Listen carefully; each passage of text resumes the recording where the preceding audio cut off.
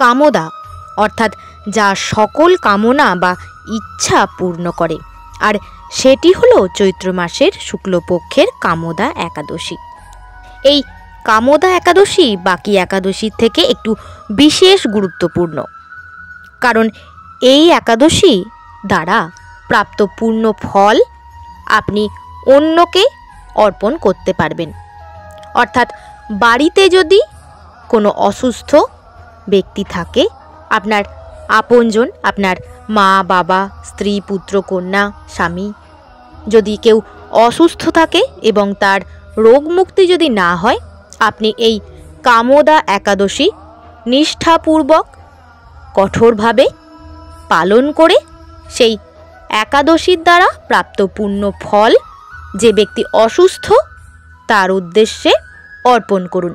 তাহলে আপনার দ্বারা একাদশী প্রাপ্ত পূর্ণ ফল সেই অসুস্থ ব্যক্তি লাভ করবে, ফলে তার রোগ মুক্তি সম্ভব হবে।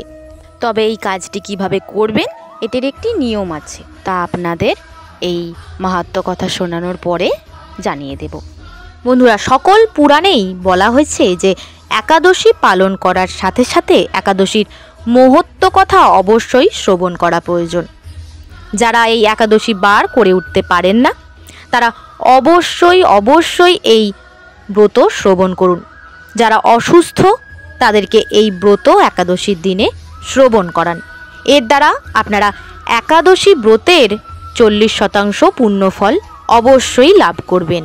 তো বন্ধুরা, আসুন চৈত্র মাসের শুক্লপক্ষের এই কামদা একাদশীতে এই একাদশী মাহাত্ম্য কথা, তার মহিমা শ্রবণ করা যাক। এই ব্রতের পালন যে করে তার সন্তান প্রাপ্তিও ঘটে। হ্যাঁ বন্ধুরা, এই একাদশী পালন করলে, এই একাদশীর সম্পূর্ণ কথা শ্রবণ করলে মনুষ্যের সকল মনোবাঞ্ছা তো পূর্ণ হয়ই। এছাড়া যে সকল দম্পতি সন্তান প্রাপ্তির জন্য ইচ্ছুক, তারা যদি এই একাদশী সম্পূর্ণ শ্রদ্ধা নিষ্ঠাপূর্বক পালন করেন, এই একাদশী ব্রতকথা সম্পূর্ণ নিষ্ঠাপূর্বক সম্পূর্ণ শ্রবণ করতে পারেন, তাদের একটি সুযোগ্য সন্তানের প্রাপ্তিও হয়। এই কামদা একাদশীর ব্যাপারে এটিও বলা হয় যে এই একাদশীর সম্পূর্ণ ফল এই একাদশীর মাহাত্ম্য কথা সম্পূর্ণভাবে শুনলে বা পড়লে তবেই এই একাদশী ব্রতের ফল প্রাপ্ত হয়। অর্ধেক অসম্পূর্ণ করে কিন্তু কোনো কাজেই সফলতা পাওয়া যায় না। তাহলে এই একাদশীর মাহাত্ম্য কথা যদি আপনি অসম্পূর্ণভাবে শোনেন, তাহলে এই একাদশীর সম্পূর্ণ ফল পাওয়া যাবে না। নমস্কার বন্ধুরা, আমার প্রত্যাহিক জীবন ও ধর্মকথা চ্যানেলে আপনাদের সকলকে স্বাগত জানাই। আশা করি সকলে ভালো আছেন, সুস্থ আছেন। ভিডিওটি শুরু করার আগে সকলকে অনুরোধ করব, কমেন্টে জয় শ্রীকৃষ্ণ এবং জয় মা একাদশী অবশ্যই লিখবেন এবং অবশ্যই ভিডিওটি মন দিয়ে পুরোটি শ্রবণ করুন।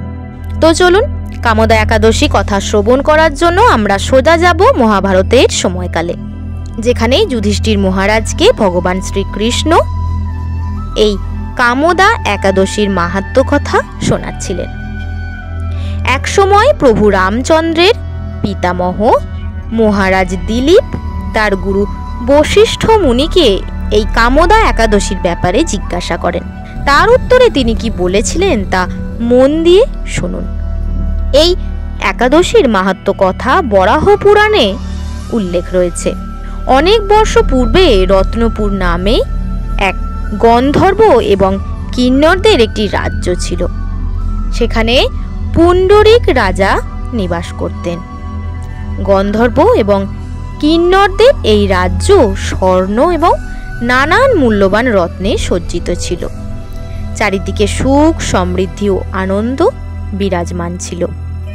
এই রাজ্যে ললিত নামে এক গন্ধর্ব তার স্ত্রী ললিতার সাথে বাস করত।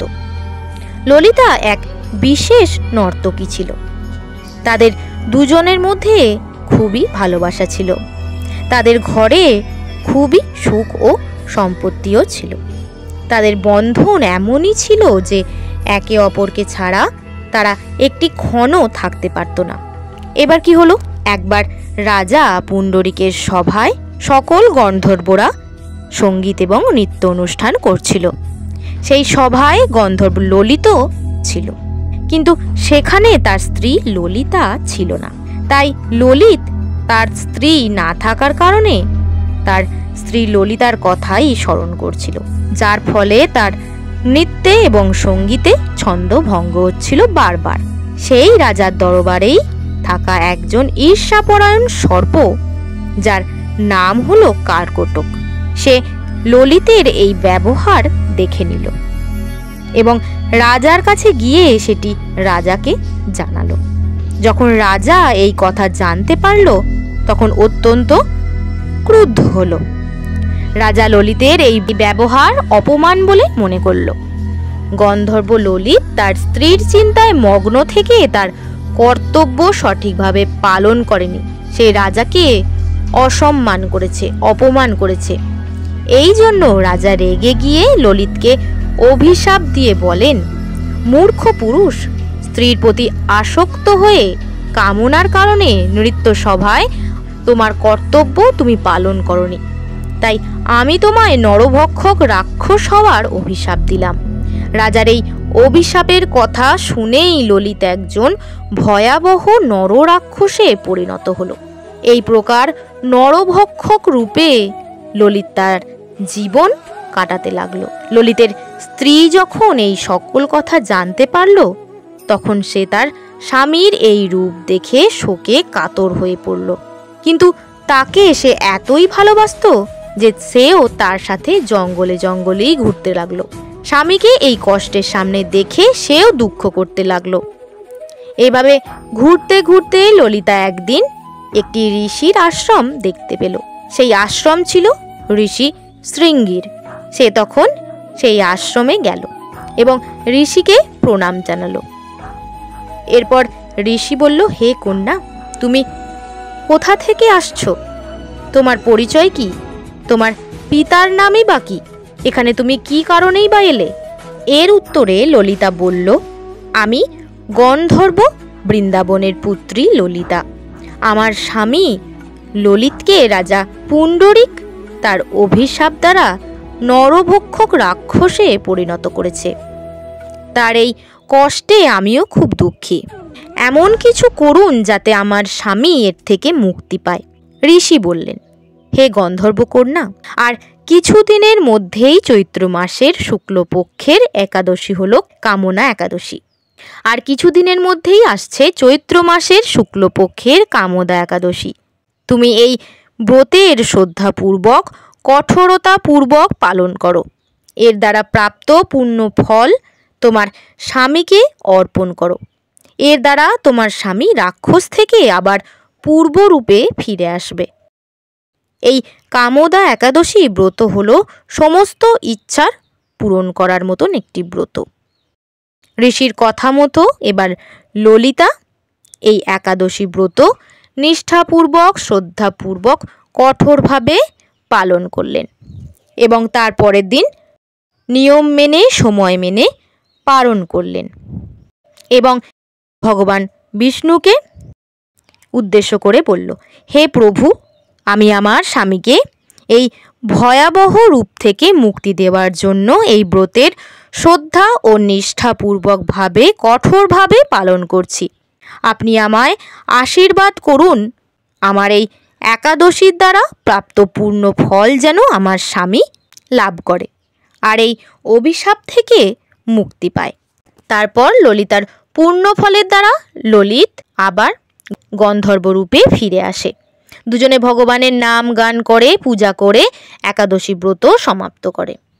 এইভাবে এই কথার সমাপন করে ভগবান শ্রীকৃষ্ণ বলেন, হে যুধিষ্ঠির, এই একাদশী এতটাই মহত্বপূর্ণ যে কোনো ব্যক্তি এই ব্রত কথা শ্রবণ করে সে ব্রহ্মহত্যার মতো পাপ এবং আসরিক শাপ থেকেও মুক্তি পায়। তো বন্ধুরা, এই ছিল আজকের পবিত্র কামদা একাদশীর মহত্ব কথা।